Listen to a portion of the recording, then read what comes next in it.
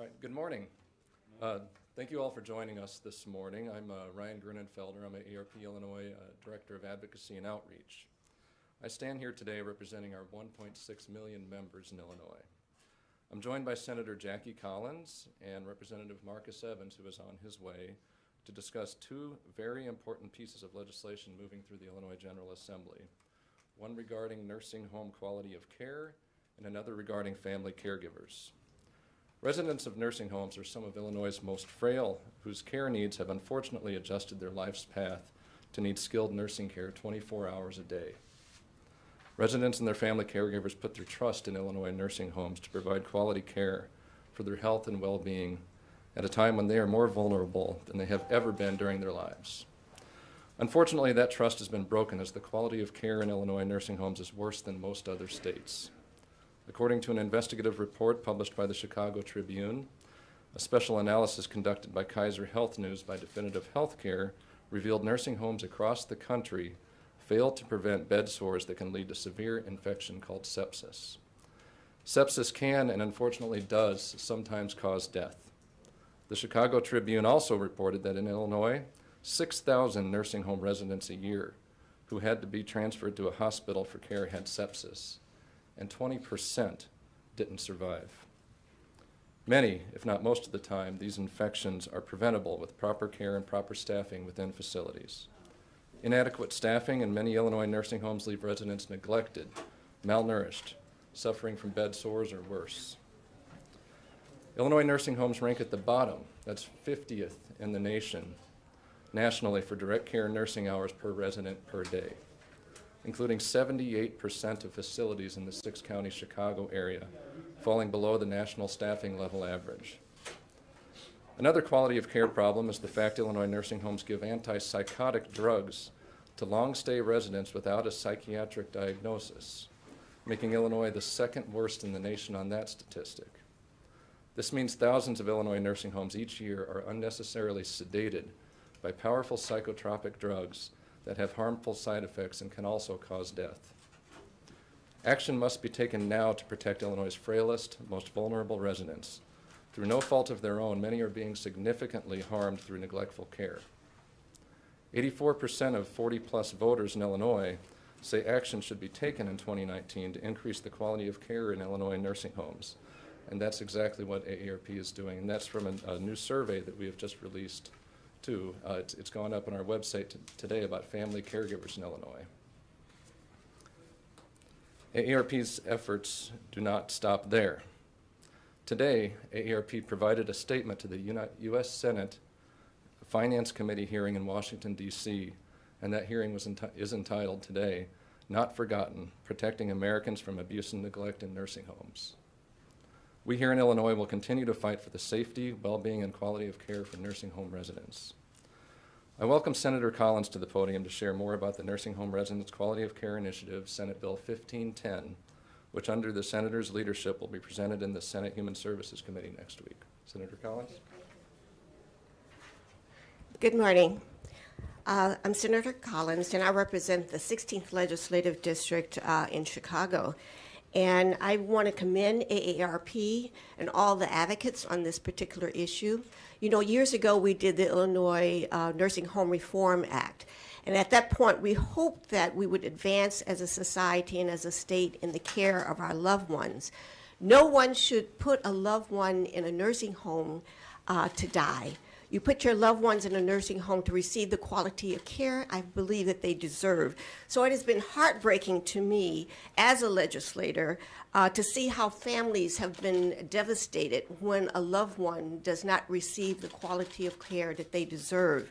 Across the state, older adults entrusted to nursing homes for care have been subjected to neglect, infection, and other horrifying consequences, even death, due to inadequate staffing, which must be addressed and which we seek to address in this legislation. The problems have been egregious. They have been chronicled by news organizations, as mentioned, the Chicago Tribune. Matter of fact, it was the Chicago Tribune, David Jackson and Marks, his cohort, reporter Marks, who revealed the other disastrous care that led to the Illinois Nursing Home Reform Act maybe 13 years ago. I am proud to introduce this bill, which calls on legislators to abide and enforce the state's minimum staffing requirements, heighten public transparency of nursing home violations, and enhance safeguards regarding a psychotropic medication and a resident's right to informed consent. This initiative sets forth some much-needed measures to ensure that no family has to see their loved ones suffer unnecessarily in a place where they are supposed to be cared for. It comes after years of work advocating for older adults and other vulnerable residents. And I'm proud to be joined by, I know in the House sponsor is Representative Anna Moeller, and the co-chief sponsor is Marcus Evans, who's here as well. Representative. Thank you. Thank you to the leadership of AARP and all of your members, and of course to Senator Collins, who has a history of doing great work to help our most vulnerable people in the state of Illinois. I am here standing in the place of the chief co-sponsor, Anna Moeller, and I am the sponsor, Anna Moeller. I'm one of the chief co-sponsor, Marcus Evans, and I represent the south side of Chicago, the south suburban areas of Chicago, and I know all too well what it's like to deal with the health challenge. You're looking at a 13-year cancer survivor myself. At the age of 21, I was stricken with non-Hodgkin lymphoma.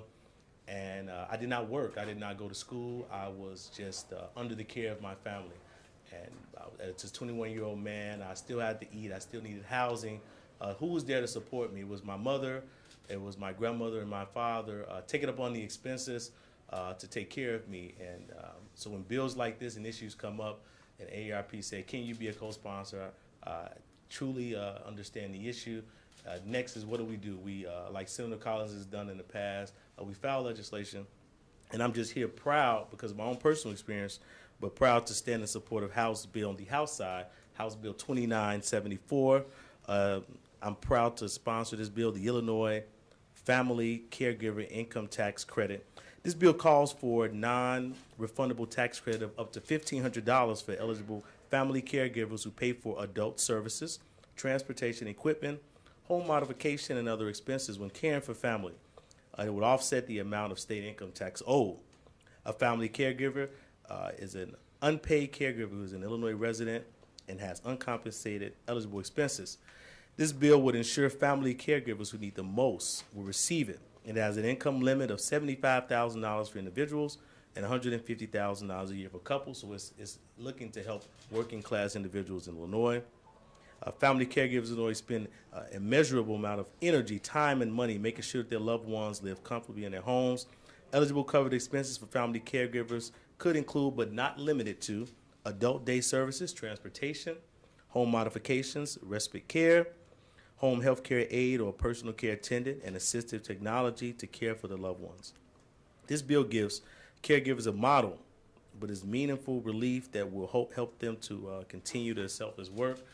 Speaking from an individual who's been cared for, it costs more than $1,500 to care for someone. So this is a small thing that we can do to send a message to caregivers around the state of Illinois that we care. So thank you, AARP. Thank you, Senator Collins, for your leadership, and hopefully we can get this moved forward. So thank you. Thank you, Representative Evans. And that actually takes us into the next piece across Illinois. To talk about the caregivers. 1.6 million family caregivers provide 1.45 billion hours of unpaid care, valued at $18.5 billion annually. Across Illinois, family caregivers help their parents, spouses, and other loved ones live at home where they want to be instead of being forced into costly nursing homes. In addition to helping with activities of daily living such as bathing, dressing, and transportation, family caregivers take on financial challenges, paying for expensive care to help for their loved ones. 62% of current and former caregivers over 40 in Illinois have used their own money to provide care. 8 in 10 have spent money on transportation. Half have spent money on prescription drugs, assistive technology such as wheelchairs, hearing devices, and vision aids or modifying their homes. 79% have spent it on transportation, 49% on assistive technology, 48% on home modifications, 28% on home health aids. So along with the leadership of Representative Anna Moeller and Representative Marcus Evans, AARP will be fighting to bring some financial relief to these family caregivers. We have a couple of people to share their stories. I want to introduce Shantonia Jackson to talk about her caregiver story. Hello, how you doing? My name is Shantonia Jackson. I've been a CNA for 11 years. My first few years of being a CNA, I worked in the Alzheimer's unit, which is a very skilled unit. And I've had 15 residents at one time. When you have 15 residents, that's a lot to care for when you have to change them every 2 hours. And every 2 hours as far as giving them food and making sure they're all together, because Alzheimer's is not, it's like the last stages of your memory. So I'm not giving the proper care that I need to give, which is like 3.5 hours of care. But I can't do that if I have 15 residents at one time. And so most of the time they give us psychotropic, drugs to keep them still. And most of the time when they weren't falling or they're standing up, it's because they could be wet. But I can't get to all of them at the same time. So now I went from that, I went to do psych. Now I'm dealing with 70 residents. Sometimes it's only 2 CNAs. That's 35 residents apiece. I can't care for 35. It's really hard to pass 2 meals, make sure towels, make sure they shower, make sure they get themselves together. It's hard for me. And then when we complain about the short staffing, they said, well, okay, take it up with this person, take it up with your legislator. Oh, okay, that's a good thing I can do. But when I find out, the legislation is doing something, they're giving you money for it, but you're not using the money. And my thing is, we need for them to use it because our people shouldn't be in homes subject to 2 CNAs with 70 people. That's a lot. Or as far as Alzheimer's, I love my Alzheimer's people. I love them. But I can't care for them the way I'm supposed to care for them because I don't have the right adequate CNAs. I should be 5 to 7 residents. I can give at least half the care, but you can't give it when I have 15. And then they're giving them psychotropic, drugs to keep them still, so they don't get up, but they might get up because they wet. I can't change everybody every 2 hours, pass all these meals. I can't do all of that, and it's just me. And then we complained about it. Oh, well, we need to talk to your legislator. Okay, but then when I found out, they did talk, they're giving you guys something, you're not using it, I think that's a bad thing. So I just want to let you guys know my story. And I do this because I care. I really care, especially about the psych, especially about the elderly, because if we don't care for them, who's going to care for them? Thank you very much. Thank you, Shantonia, and she was here. Thank you to SEIU for bringing Shantonia to us. We got a couple more caregivers here. Catherine Johnson, do you want to step up and share your story about caregiving?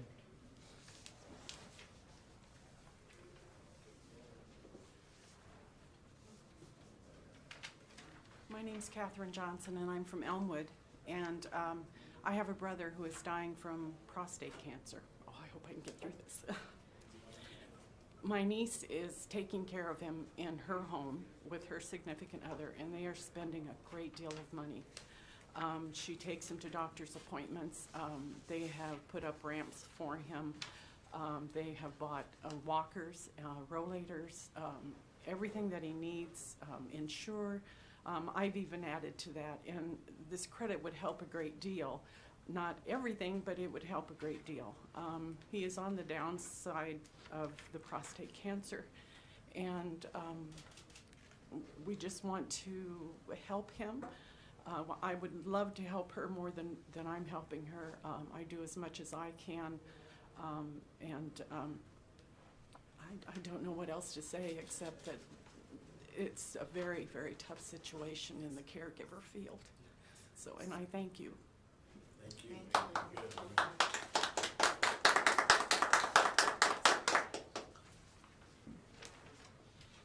Thank you very much, Catherine.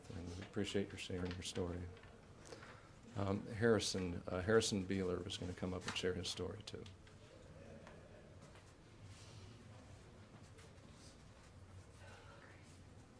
I'm Harrison Beeler. I live here in Springfield. As you see, with this bill here. It runs from Chicago all the way down to Springfield and probably farther. And I want to thank Senator and the representative for sponsoring this bill. My grandmother was in a nursing home. You heard the stories now, what's going on. This happened way before. When I was in my 20s, my grandmother didn't get the proper care then either. So this has been going on for a long time, and change is due. My grandmother got stolen from. They didn't change her. Her room was dirty. She had bed sores. I mean, it was just, this has been going on process for a while. So this is nothing new, and I want to thank them for passing this bill here. Senate Bill 1510 and House Bill 2974. This should have been in place years ago, of course, but now they bring it to the light. And if I could have changed something then, I would have, but as everybody knows, we don't know where to go, and now we do. AARP has shown us that they care about us. Thank you. I'll be back.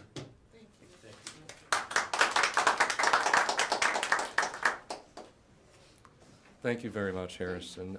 So we're going to open it up for questions now. Well, let's say that it's time to pick out a nursing home for my loved one. How do I tell the good ones from the other kind?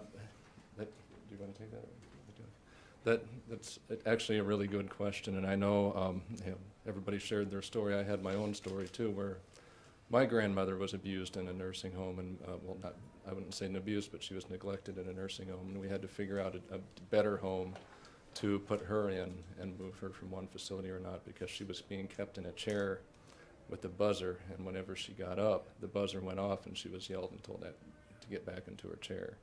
So through persistence, we checked the Illinois Department of Public Health website. There's a nursing home registry there. There's advice on aarp.org that shows things that you can look out for and things that you should consider with regards to finding a good facility. But the best thing that you can do is ask around, find out what other family caregivers' experiences have been about a particular nursing home. Find out if they have had problems. Find out if the record has had if the nursing home has had a lot of violations over the years, and that's all on the Department of Public Health website. So it's hard to find, honestly, because there's been so many violations across nursing homes in the state of Illinois, and you just have to be extremely careful with what you're doing and talking, and keep your eyes and ears open.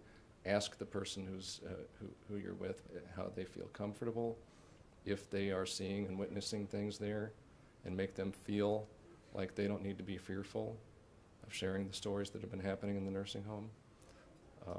That's the best that you can do, and it's a shame that it has to be that way. When you've got nearly 9 in 10 nursing homes across the state of Illinois where bed sores are happening, where sepsis is happening, where 20% of those people end up dying because of it, it's really hard to find one that you feel completely safe to put your loved one in. And that's why we're taking these steps today. Let me just add something. As an example of how difficult even to provide some kind of oversight or transparency, I have some problematic nursing homes in my district. One you've probably read about, Alden Wentworth. And because it's in my district, I wanted to pay a visit, and I was denied access as a legislator. I was denied access to come in to talk to management, to talk to the CNAs. So you encounter many barriers on this transparency issue. And so hopefully we can increase the penalties where it's not just a cost of doing business, where these nursing homes really become accountable. Now, you look at these bills, I would imagine that the nursing homes, it might be the same as the hospitals, but similar to hospitals, have a pretty strong lobby, and I'll bet there are a lot of lawmakers who would find it quite difficult to say no to a group that's got such a powerful lobby. Is that so?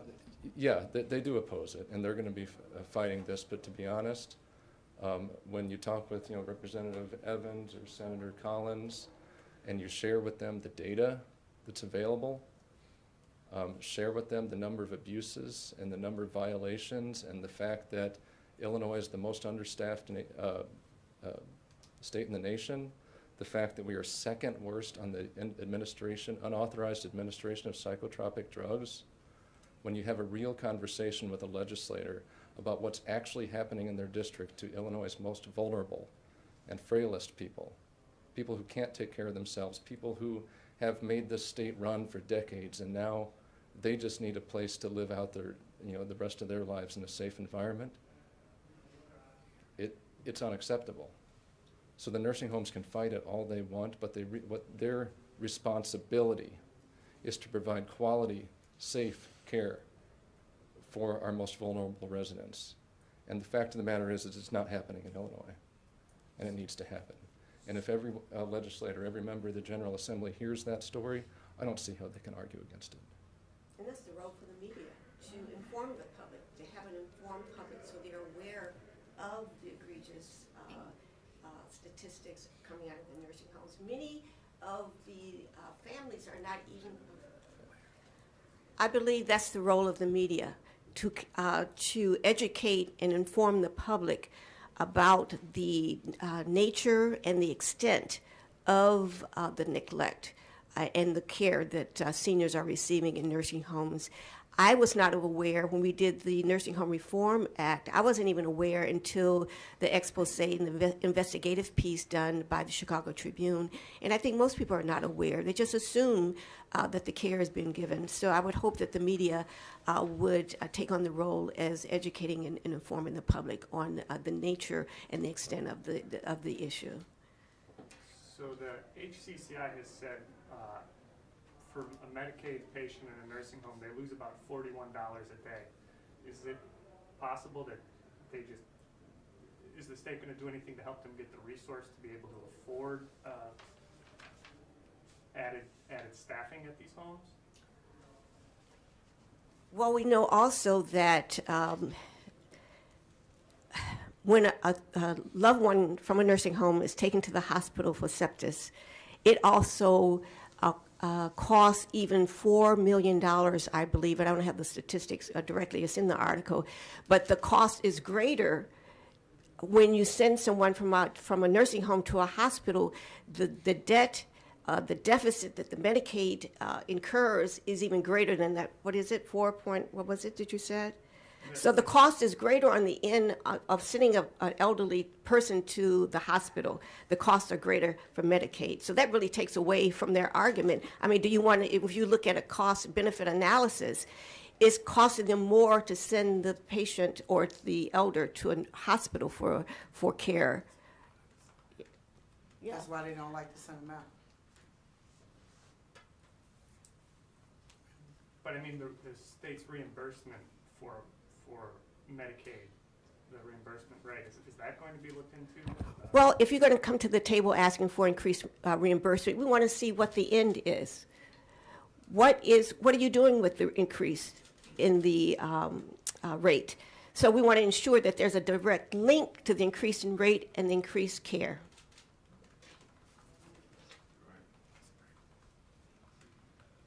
And I would also add, too, that the fact of the matter is that several years ago, maybe about 9-10 years ago, we passed some reforms in Illinois to significantly increase the required amount of staffing in nursing homes, and that staffing level has not been being met. So they are still already violating Illinois statute by not meeting the staffing level that was already passed into law.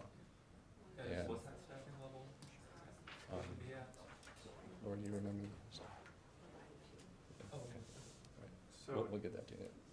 According to DPH, 25 nursing homes have closed since 2014, skilled care nursing facilities, just because, I mean, the reimbursement rate is so low.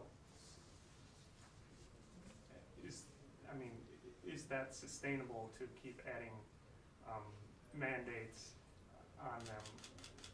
I guess, is this going to be, this legislation going to be in conjunction with managed care reforms at all, or this is just sort of standalone? I mean, the fact of the matter is that these facilities are in business to provide care for Illinois' most vulnerable seniors. There are functions that they must provide in order to do that, in order to meet that quality of care standard. Some processes need to be put in place to hold them accountable for making sure that they are doing what's required of them. If they are collecting tax dollars through Medicaid, through Medicare, what have you, they have to be held accountable for that.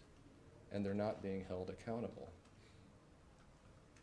So they say, I mean, what you're saying is you're hearing that they are not,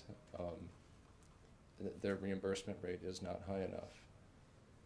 But we haven't seen any proof of that. That's what they are claiming. We can sit down and hear what, more about what their data is, but bottom line, that doesn't change the fact that they need to be providing this quality of care. It's neglectful that people have bed sores, that people are dying prematurely because of the sepsis, because of the extensive bed sores. It's neglectful that they are being offered psychotropic drugs. And it's harmful to Illinois' healthcare system in the general sense. Maybe there could be found some money there with all of this money that's costing in addition from all of these extra hospital visits. It's costing Medicare a tremendous amount of money for people to go back into the hospital and then back into a nursing home and then back into a hospital again on another problem, and then back into a nursing home. It's significantly putting an impact on Illinois' healthcare system. So that extra money is being spent. Maybe if they were providing quality of care where it needed to be, there would be some additional money available for them to get what it is they say that they need or that they're not getting. Thank you. All right. Thank you all very much. Thank you. Yeah.